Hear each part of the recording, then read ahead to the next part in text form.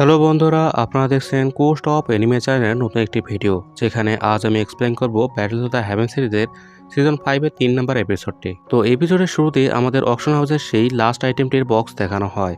ওখানে জিয়ান সেই বক্সের ভেতর থেকে বের হওয়া ঠান্ডা বাতাস দেখে বুঝতে পারে এই বক্সে অবশ্যই কোনো পিল থাকবে। জিয়ান মাস্টারকে বলে এমন পিল যেটা একটি আর্থ লেভেল কম্ব্যাট স্কিলের চেয়ে বেশি দামি হবে, একে অবশ্যই টায়ার 7-এর পিল হতে হবে। মাস্টার বলে টায়ার 7-এর পিল রিফাইন করা খুবই কঠিন। যদি কেউ এই পিল রিফাইনও করে ফেলে, তাকে সেটার জন্য অনেক বড় লাইটনিংয়ের সম্মুখীন হতে হয়, যেটাকে বলা হয় পিল লাইটিং। যারা ওই পিল লাইটিংয়ের মোকাবিলা করতে পারবে এবং নিজের ওই পিলকে ধ্বংস হওয়া থেকে বাঁচাতে পারবে, তারাই এই দৈহিক কন্টিনেন্টে একজন মহান অ্যালকামিস্ট হিসেবে খ্যাতি অর্জন করবে। এখন অকশনার ওই বক্স খুলে ফেলে এবং সেটার ভিতরে এটি টায়ারসন পিল রাখা ছিল। ওখানে মাস্টার ওই পিলটি দেখে সেটার নাম বলে, যেটি ছিল mystic dragon in Yan dragon pill. Jian মাস্টারকে এই বিষয়ে জিজ্ঞেস করে। মাস্টার বলে আমি তোমাকে এই ব্যাপারে পরে বলবো। আমরা বুঝতে পারি এই পিলের সাথে মাস্টারের কিছু কানেকশন আছে। ওখানে থাকা blood sect, sky serpent mansion আর ব্ল্যাক টমের মেম্বাররা এই পিল দেখে খুবই এক্সাইটেড হয়। মূলত তারা এই ট্রেজারের জন্য এই অকশন হাউসে এসেছে। ওখানে অকশনার বলে এই পিলটি সরাসরি কারো স্ট্রেংথ বাড়ি তোলে না, কিন্তু এটা তখনই অ্যাক্টিভেট হবে যখন কেউ মৃত্যুর কাছে ঢলে পড়বে। আপনারা সবাই তো মাস্টার ফ্যাংজোজের নাম শুনে থাকবেন, যিনি বর্তমানে একজন পাওয়ারফুল দাওজং কাল্টিভেটর। তিনি যখন দাওজং 5 স্টারে ছিলেন, তখন তার সাথে তার এক পুরনো শত্রুর ফাইট হয়েছিল। যদিও তিনি সেই ফাইটে জিতে গিয়েছিলেন, কিন্তু তবুও তিনি খুবই খারাপভাবে আহত হয়েছিলেন এবং মৃত্যুর দিন গুনছিলেন। এখন আপনারা বুঝতে পারছেন যে তখন ঠিক কী হয়েছিল। আপনারা ঠিকই থেকেছেন, তিনি এই পিলটি খেয়েছিলেন। এই পিলটির জাদুকারী কারিশমা শুধু তাকে সুস্থ করে তোলেনি, বরং তাকে মাত্র 7 বছরের মধ্যে দাওজং লেভেলে ব্রেকথ্রু করতে সাহায্য করেছে। ওখানে ফ্যানলিং তার এল্ডারকে বলে বাবাকে খবর দাও যে শীঘ্রই নিলামি শেষ হতে চলেছে। ফ্যানলিংয়ের কথায় এল্ডার তার বাবাকে খবর পাঠিয়ে দেয়। এখন অকশনার বলে এই পিলটি নেওয়ার জন্য আপনার কাছে শুধু গোল্ড কয়েনের ভান্ডার থাকলে চলবে না, বরং আপনাকে এর জন্য বেশ পাওয়ারফুলও হতে হবে।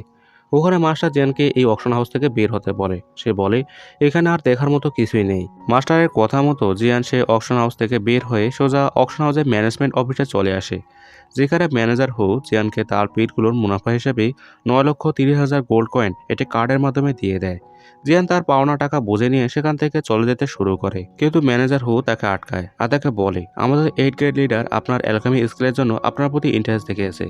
যদি আপনার সময় হয় তাহলে কি আপনি আমাদের লিডারের সাথে দেখা করবেন?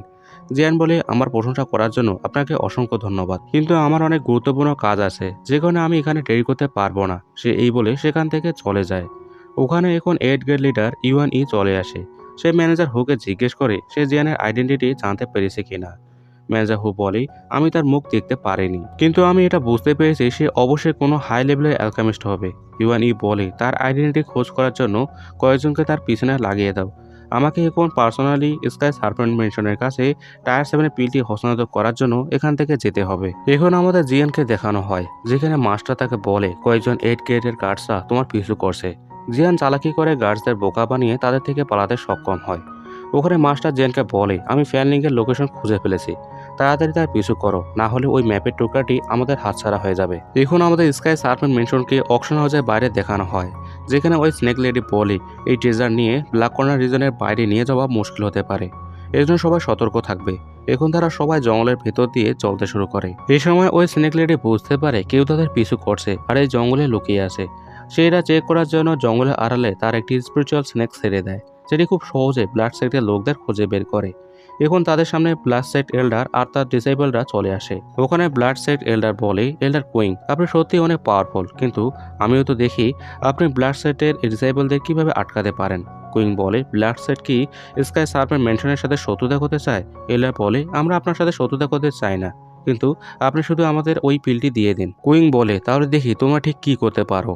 এখন তাদের মধ্যে ফাইট শুরু হয়, যেখানে ব্লাড সেক্টের ডিসেবলরা স্কাই সার্পেন্ট মেনশনের মেম্বারদের খুব সহজে হারিয়ে দিচ্ছিল, কারণ ব্লাড সেট একটি ইভিল মেথড ইউজ করছিল।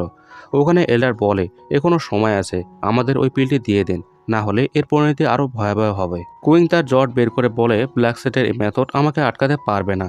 এদিকে জিয়ান ফ্যানলিংকে খোঁজার জন্য জঙ্গলের ভেতর দিয়ে যাচ্ছিল, যেখানে মাস্টার তাকে সাবধান করে বলে যে আশেপাশে কোনো পাওয়ারফুল কাল্টিভেটররা ফাইট করছে। এখন কুইং একটি পাওয়ারফুল টেকনিক ইউজ করে ব্লাড সেক্টের সব ডিসেবলদের মেরে সোজা তাদের এল্ডারের উপর অ্যাটাক করে।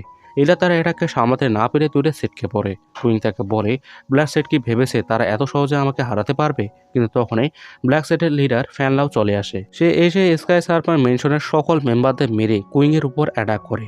কুইন সেটাকে থামাতে না পেরে মাটিতে পড়ে যায়। ফ্যানলা বলে দ্রুত ওই পিলটি আমাকে হস্তান্তর করো।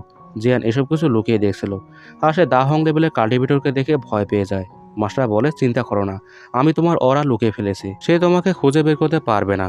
ওখানে কুইং এর সামনে ফ্যানলিং আর বাকি ডিসেবলরা চলে আসে। কুইং ওই পিলের বক্সটি বের করে বলে যদি এই পিল স্কাই সার্পেন্ট মেনশনের না হয় তাহলে এটা কারোর হবে না। সে এই বলে সেটা ডিস্ট্রয় করতে শুরু করে, কিন্তু তখনই ফ্যানলাও তার স্পিডের সাহায্যে তার কাছে গিয়ে সেটা তার কাছ থেকে ছিনিয়ে নেয়। ফ্যানলাও সেটি ফ্যানলিংকে দিয়ে এটা সুরক্ষিত তার সেক্টরে নিয়ে যেতে বলে। এখন ফ্যানলিং সেই পিল নিয়ে সেখান থেকে চলে যেতে শুরু করে। এটা দেখে কুইং রাগান্বিত হয়। কুইং ফ্যানলিংয়ের সাথে এখন ফাইট করতে শুরু করে। জিয়ান তার মাস্টারের কথা মতো ফ্যানলিংয়ের পিছু করতে শুরু করে এবং সঠিক সময়ের জন্য অপেক্ষা করে। ফেরার সময় রাস্তায় এক ডিসেবল ফ্যানলিংকে খবর দেয় যে সামনে ব্ল্যাক টমের লোকেরা যাচ্ছে। এটা জেনে ফ্যানলিং এক্সাইটেড হয় আর সে ব্ল্যাক টমের ওই গ্রুপটির বিষয়ে জিজ্ঞেস করে।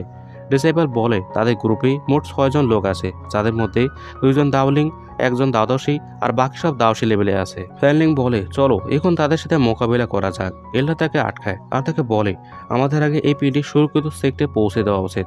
এই সময় কারোর সাথে হাঙ্গামা করা ঠিক হবে না। কিন্তু ফ্যানলিং বলে আমি যা বলবো তাই হবে। এখন আমাদের ব্লাড সেট আর ব্ল্যাক টমের ফাইট দেখানো হয়, যেখানে ব্ল্যাক সেট ব্ল্যাক টমের অবস্থা একেবারে শোচনীয় করে তুলেছে। ওখানে ব্ল্যাক টমের সেই লোকটি আহত হয়ে মাটিতে লুটিয়ে পড়ে। সে ফ্যানলিংকে বলে যদি তোমরা আমাকে মেরে ফেলো তাহলে ব্ল্যাক টম তোমাকে ছাড়বে না। ফ্যানলিং বলে যদি তুমি বেঁচেই না থাকো তাহলে ব্ল্যাক টমকে কেই বা খবর দেবে যে এটা আমরা করেছি। এবং ফ্যানলিং এর ইশারায় এলডা তাকে মেরে ফেলে। ফ্যানলিং তার স্টোরেজ রিং হাতে নিয়ে বলে তাহলে 3000 লাইটিং মুভমেন্ট এটা আমার হয়ে গেল। যদিও এই টেকনিকটি প্র্যাকটিস করার জন্য আমাকে দাওয়াং লেভেলে পৌঁছাতে হবে। এখন ফ্যানলিং জিয়ানের উপর জট নিক্ষেপ করে। জিয়ান এখন তার সামনে চলে আসে। ফ্যানলিং বলে এখন অনেক হয়েছে লুকোচুরি, এখন তোমার পালা। জিয়ান এটা শুনে স্মাইল করে। আর এর সাথে এই এপিসোডটি এখানে শেষ হয়। তো এই ছিল ব্যাটল অফ দ্য হেভেন সিরিজের 3 নম্বর এপিসোডের বিস্তারিত এক্সপ্লেনেশন। আশা করছি আপনাদের এই ভিডিওটি ভালো লেগেছে। তো আজ এখানে দেখা হবে নতুন একটি ভিডিওতে। ততদিন পর্যন্ত ভালো থাকবেন।